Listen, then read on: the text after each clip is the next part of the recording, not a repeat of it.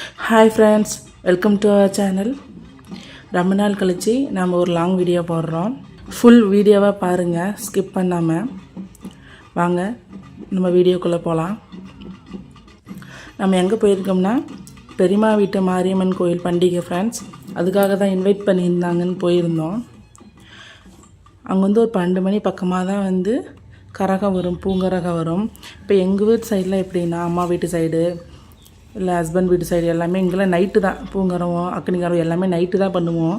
Husband வீட்டு சைடில், அம்மா வீட்டு சைடில் இது இப்படி பண்ணுறாங்க. இல்லை இப்போ காலையில் மதியம் இந்த மாதிரி டைமில் பூங்கரவும் நைட்டு ஈவினிங்லேருந்து ஸ்டார்ட் ஆகிட்டு நைட்டு ஒரு 8 மணி வரலுமே வந்து அக்னிகரம் இந்த மாதிரி போகுமா. ஆனால் வந்து நடுவில் வந்து கிடாய் வெட்டுறது இந்த மாதிரி காவு கொடுக்கறதெல்லாம் வந்து நாங்கள் பண்ண மாட்டோம். ரெண்டு வீட்டு சைடும், அம்மா வீட்டில் ஹஸ்பண்ட் வீட்டில் 2 சைடுமே அந்த மாதிரிலாம் பண்ண மாட்டோம். ஆனால் பெரியம்மா வீட்டில் எப்படின்னா பூங்கரமும் காலையில் வருதில்ல, 12 மணி இருக்கும் ஃப்ரெண்ட்ஸ் அந்த டைமு. அப்போ வரும்போதே வந்து இப்போ கடாய் வெட்டுறவங்க, கோழி இருக்கிறவங்க யார் வேணாலும் வந்து இப்போ கரகம் வர வர வர அவங்க வீட்டுக்கு நேராகவே வந்து வெட்டிக்குவாங்க. இப்போ பாருங்கள், பூங்கரகம் இப்போ தான் வந்துட்டுருக்கா. இப்போ நாம் கூட பெரியப்பா வீட்டில் கடாய் வெட்டியிருந்தாங்க. இப்போ லைனாக அங்கங்கே நின்று வரத்துக்குள்ளேயே வந்து அது 1 மணி நேரம் 2 மணி நேரம் பண்ணிவிடுவாங்க. சும்மா கோயிலேருந்து கரகம் சோடிச்சு நம்ம கோயிலுக்கு வரமில்ல, அது பார்த்தா நடந்து வந்தோம்னா ஒரு 5 or 10 மினிட்ஸ் தான் இருக்கும். ஆனால் இப்போ வீட்டுக்கு கடாய் வெட்டுறாங்கல்ல, அங்கே வந்து கடாய் துளுக்கிறதுக்கு எல்லாம் இப்படி லேட் ஆகும். அதனாலேயே வந்து வந்து சேர்கிறதுக்கு ஒரு 1 hour மேலே ஆகிடும். பக்கமாக தான் கோயில் இருக்குது அங்கே வரத்துக்கே. நான் கூட வந்து ஒரு மேரேஜ் ஆகிறதுக்கு முன்னாடி வருஷம் வந்து கரகம் எடுத்திருந்தேன். சரி, இங்கேருந்து ஒரு 5 மினிட்ஸ் தானே அப்படின்ற மாதிரி நினச்சிக்கிட்டு இருந்தேன். ஆனால் 1 மணி நேரம் 2 மணி நேரம் பண்ணிட்டாங்க. நான் கரகம் எடுக்கும் போதெல்லாம் காலெலாம் அப்படி சரியான சூடு. கோயிலுக்கிட்ட வரும்போதெல்லாம் அந்த மண்ணெல்லாம் பையன் நெருப்பாட்டம் சுடிச்சு ஃப்ரெண்ட்ஸ். என்னடா 5 நிமிஷம் இவ்வளோ நேரம் பண்ணுறாங்களே அப்படின்ற மாதிரி எனக்கு இருந்தது. இப்போ நம்ம கடாய் கூட வந்து ஒரே டைம்லேயே துருத்துருச்சு. கடாய் வெட்டிட்டு அதுக்கப்புறம் வந்து அண்ணா ஒய்ஃப் வந்து கோயிலுக்கு போயிருந்தாங்க, தட்டம் கொண்டுட்டு போயிருந்தாங்க. தட்டம் கொண்டு போயிட்டு தேங்காய் பழம்லாம் உடச்சிட்டு எல்லாம் வரத்துக்கு ஒரு 1 hour ஆட்டம் ஆகிடுச்சு ஃப்ரெண்ட்ஸ். ஏன்னா கோயிலை வந்து ஒரு 3 தடவை வந்து கரகம் எடுக்கிறவங்க வந்து சுற்றுவாங்க. இது முடிக்கும் போதே மணி வந்து 2 மணி ஆட்டம் ஆகிடுச்சு. அப்போ இந்த பக்கம் எல்லாம் நம்ம கிடாய் விழிக்கிறது இந்த மாதிரி எல்லாமே இங்கே வேலை போயிட்டு இருந்துச்சு. கரகம் இந்த வருஷம் கொஞ்சம் கம்மியாக தான் இருந்தது, பட் ஜாலியாக இருந்துச்சு. ரொம்ப வருஷம் கழித்து நமக்கு தெரிஞ்சவங்களெல்லாம் பார்க்குறதுனால கொஞ்ச நேரம் பேசிட்டு ஜாலியாக இருந்துச்சு ஃப்ரெண்ட்ஸ். இசா வேறு ஒரு கடையும் இல்லை. அந்த பஞ்சு மிட்டாய்க்காரங்க வந்து நம்ம கடை பக்கம் வருவாங்களா, அவங்களே தான் அங்கே தெரிஞ்சிட்டு இருந்தாங்க. அவங்கள பார்த்துட்டாமா, நம்ம வீட்டுக்கிட்ட வர்றவங்க தானே பஞ்சு மிட்டாய் வாங்கி கொடுங்க அப்படின்னு சொல்லிட்டு ஒரே ராவடி. அங்கே போய் கூட அப்புறம் பஞ்சு மிட்டாய் தான் 2 வாங்கி கொடுத்தேன்னு சாப்பிட்டுட்டு தான் பேசாமன்னா. இப்போ நாங்கள் வந்து பெரியப்பா பாருங்கள், வருஷமே வந்து பட்டாசு வாங்கிட்டு வந்துடுவாங்க. நம்ம அம்மா ஊரில் தான் எப்பவுமே சின்னக்குமட்டி, அங்கே தான் வந்து நிறைய ஃபேக்ட்ரி பட்டாசுலாம் செய்வாங்களா, அதனால் அங்கே தான் எப்போவுமே ரெகுலராக வாங்குவார் பெரியப்பா. வருஷமே இதுக்கே ஒரு 5000க்கு மேலே செலவு பண்ணிடுவாராட்டு இருக்குது பட்டாசு வாங்குறதுக்காகவே. நிறையா பட்டாசு வந்து வெடித்தாங்க. இந்த சைடு வந்து நாங்கள் ஐஸ்கிரீம் வாங்கி சாப்பிட்டுட்டு இருந்தோம். ஐஸ்கிரீம் வந்ததா, பெரியப்பா பையன் வந்து எல்லோரும் போய் வாங்கிக்கோங்க அப்படின்னு சொன்னான்னு சொல்லிவிட்டு கிசாவும் நானும் வந்து கோன் ஐஸ் வாங்கிக்கிட்டோம். அவங்களாம் வந்து அவங்க நார்மல் ஐஸ் வாங்கிக்கிட்டாங்க. அந்த வெயிலுக்கு ஐஸ்கிரீம் சாப்பிட்றதுக்கு அவ்வளோ சூப்பராக இருந்துச்சு ஃப்ரெண்ட்ஸ். இன்னும் 2 வாங்கி கொடுத்தா கூட சாப்பிட்றலாம் மாட்டேங்குது, அந்த மாதிரி இருந்துச்சு. அப்படியே குளுன்னு உள்ளே போகும்போது அப்படி இருந்தது. ஒரு பக்கம் வந்து கடாய் வெட்டிகிட்டு இருந்தாங்க. கடாய் வெட்டுறது நாங்கள் வேடிக்கை பார்த்துக்கிட்டு இருந்தோம். பக்கத்தில் தான் கோயிலா. இப்போ கார் செட்டு போட்டிருக்காங்க. அவங்க கார் செட்டுக்கிட்ட இருந்து சும்மா பார்த்த மாதிரி கோயில் தெரியும். ஒரே நிமிஷம் தான் போயிடலாம். அங்கேயே இருக்கிறதுனால இவன் போய் ஆட்டாந்தூரி ஆடுறன்னுக்கிட்டு கொஞ்சம் ஜம்ப் பண்ணுவாங்களே, அது பேர் தெரியல, அந்த மாதிரி ஒரு தூரி அது ஆடுறன்னு சொல்லிக்கிட்டு பொதுனைக்கு எங்கள் அம்மாவை தான் அங்கேயும் இங்கேயும் கூட்டிகிட்டு போயிட்டு இருந்தான். அந்த வெயில்லையும் சொன்னாலும் கேட்கல. பிசா வெயில் அடிக்குது, ஈவினிங் தான் நிறையா கூட்டம் வரும், அப்போ போகலாண்டா அப்படின்னு சொன்னாலும் அவன் கேட்கல. சரி போன்னு சொல்லிவிட்டு நாங்களும் விட்டுட்டோம்.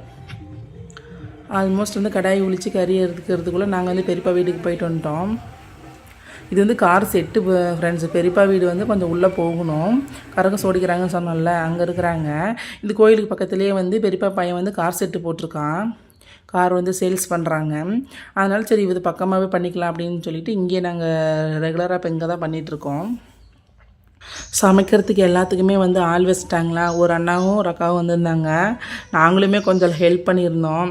எல்லாம் போய்ட்டு கறி அரிச்சு போடுறது, குழம்பு கிண்டி பார்க்குறது, டேஸ்ட் பார்க்குறது, இந்த மாதிரியெல்லாம் பண்ணிகிட்டு இருந்தோம்.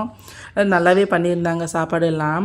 நாங்கள் வந்து டேஸ்ட் பார்க்குறோங்கிற பேர்லேயே நாங்கள் ஒரு பிளேட்டு மட்டன் போட்டு அதெல்லாம் டேஸ்ட் பார்க்குறோன்னு ஆளுக்கு ஒவ்வொன்றா எடுத்து சாப்பிட்டுட்டு இருந்தோம்.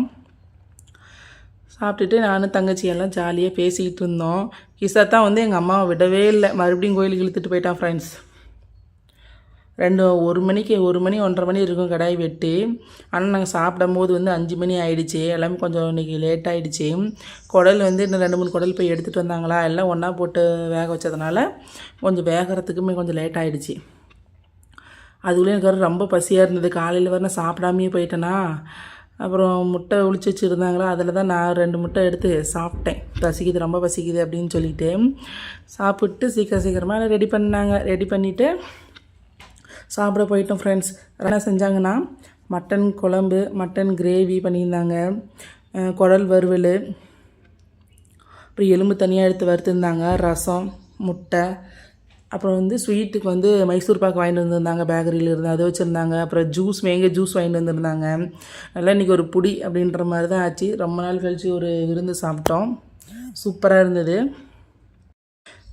குழம்பு இறக்குற பக்கமாக தான் வந்து சரி கோயிலுக்கே போகலையே, காலையில் கூட்டமாக இருந்துச்சுன்னு போகவே இல்லை. சரி சாப்பிட்றதுக்கு முன்னாடி கோயிலுக்கு போயிட்டு வந்துடலான்னு சொல்லிவிட்டு நானும் பாப்பா தம்பியெல்லாம் வந்திருந்தோம். அவங்க தம்பி வந்து அவங்க அம்மா கூடயே விளாட்றதுக்கு இறங்கிட்டானா. இப்போ நான் தான் உள்ளே போய் எல்லாம் சாமி கும்பிட்டுட்டு வந்திருந்தேன். நான் லாஸ்ட் டைம் எடுத்துல வச்சுருந்தேன்னு சொல்லியிருந்தேன்ல ஃப்ரெண்ட்ஸ், கரகெடுத்தேன்னு சொல்லிவிட்டு. அப்போ வந்து காலேஜில் வந்து ஃபஸ்ட்டு மார்க் எடுத்திருந்தேன்னா நான் வந்து கரகெடுக்கிறேன் அப்படின்னு சொல்லி வேண்டியிருந்தேன். எனக்கு பெரியம்மா பொண்ணு சொல்லிகிட்டே இருந்தா, ரொம்ப சக்தி உள்ள சாமி அப்படின்னு சொன்னால. அதே மாதிரியே தான் வந்து நான் வேண்டுதல் வச்சுட்டு போனேன். காலேஜ்லேயே ஃபஸ்ட்டு யூனிவர்சிட்டியில் 11th ரேங்க்கு எடுத்துட்டேன். அதனால தான் வந்து நான் ஒரு வருஷம் வந்து கரகெடுத்திருந்தேன். அப்புறம் கோயிலுக்கிட்ட வந்து பானிபூரி கடை, டாய்ஸ் எல்லாம் வச்சுருந்தாங்களா. நான் பாப்பா தம்பி எல்லாருமே ஆளுக்கு ஒரு பானிபூரி சாப்பிட்டு அப்புறம் வேறு என்ன கடை இருக்குதுன்னு சொல்லி எல்லாம் சுற்றி பார்த்துட்டு இருந்தோம். அந்த டைமில் கூட வந்து ஆல்மோஸ்ட் வந்து குழம்பு ரெடி ஆகிடுச்சு. அப்போ கூட வந்து எல்லாம் பொங்கல் வச்சுட்டு இருந்தாங்க ஃப்ரெண்ட்ஸ். இப்போ எங்கள் ஊர் சைடெலாம் வந்து ஃபஸ்ட்டு பொங்கல் வச்சுட்டு அதுக்கப்புறம் தான் இந்த மாதிரி கோழியாக கடாய் வெட்டுறவங்களா இருந்தால் கூட வெட்டுவாங்க, பேசிக்காக சொல்கிறேன். ஆனால் இங்கே வந்து கடாயெல்லாம் ஃபஸ்ட்டு வெட்டிடுறாங்க, அதுக்கப்புறம் தான் வந்து பொங்கல் வைக்கலாம் போகிறாங்க. தம்பி வந்து குடல் வந்து போட்டு வந்து வெந்து போச்சான்னு சொல்லி பாரு அப்படின்னு சொல்லி கொண்டாந்து கொடுத்துருந்தான். நிஜமாவே சூப்பராக பண்ணியிருந்தாங்க இந்த தடவை. அப்புறம் சாப்பிட்டு வரும்போது ஒரு கோசக்காய் ஒன்று வாங்கிக்கிட்டேன். அப்புறம் தம்பி கொண்டாந்து பஸ் ஸ்டாண்டில் விட்டுருந்தான். நான் வண்டியில் போயிட்டேன், அம்மாவும் தங்கச்சியும் வந்து பஸ்ஸில் போயிட்டாங்க. சாப்பிட்டு ஜூஸ் ஒன்று வாங்கி குடிச்சிட்டு நாங்கள் கிளம்பிட்டோம் ஃப்ரெண்ட்ஸ். ஏன்னா எங்கள் பெரியம்மா பொண்ணு ஒன்று தான் வரல, அது மட்டும் தான் ரொம்ப மிஸ் பண்ணோம். மற்றபடி ஃபேமிலியாக ரொம்ப நாள் கழித்து இப்படி மீட் பண்ணி பேசுகிறது கூட ஒரு வைபாக தான் இருந்தது. நீங்களும் டைம் கிடைக்கும் போதெல்லாம் இப்படி ஃபேமிலியாக வந்து ஃபங்க்ஷன்லாம் அட்டன் பண்ணுங்கள். ஏன்னா அதுதான் நமக்கு ஒரு சான்ஸு. இப்போ மற்றபடி எல்லாருமே ஒர்க் போகிறாங்களா, இப்போ நாம் வந்து எல்லோரும் ஒன்றா பார்க்கணும் பேசணும்னு நினச்சா கூட அதுக்கான டைம் வந்து நமக்கு கிடைக்கிறதில்ல. இந்த மாதிரி ஏதாவது ஒரு ஃபங்க்ஷன் வைக்கும் போது தான் எல்லாருமே வந்து ஒன்று சேர்றோம். அப்படி ஜாலியாக பேசிக்கிட்டு சாப்பிட்றதுக்கு சூப்பராக இருக்கும். சாப்பிட்றோன்னாட்டம் கிசா நடுவில் வந்து உட்காந்துக்கிட்டான் ஃப்ரெண்ட்ஸ், ஒரு வாய் கூட சாப்பிட்லாமே. ஆல்மோஸ்ட் நம்ம வீடியோ வந்து முடிய போகுது. வீடியோ எப்படி இருந்துச்சுன்னு கமெண்ட் பண்ணுங்கள். நம்மளோட வீடியோஸ் எல்லாம் உங்களுக்கு பிடிச்சிருந்தா மறக்காமல் லைக் பண்ணுங்கள், கமெண்ட் பண்ணுங்கள், சப்ஸ்கிரைப் பண்ணுங்கள் ஃப்ரெண்ட்ஸ். தேங்க்யூ ஃபார் வாட்சிங்.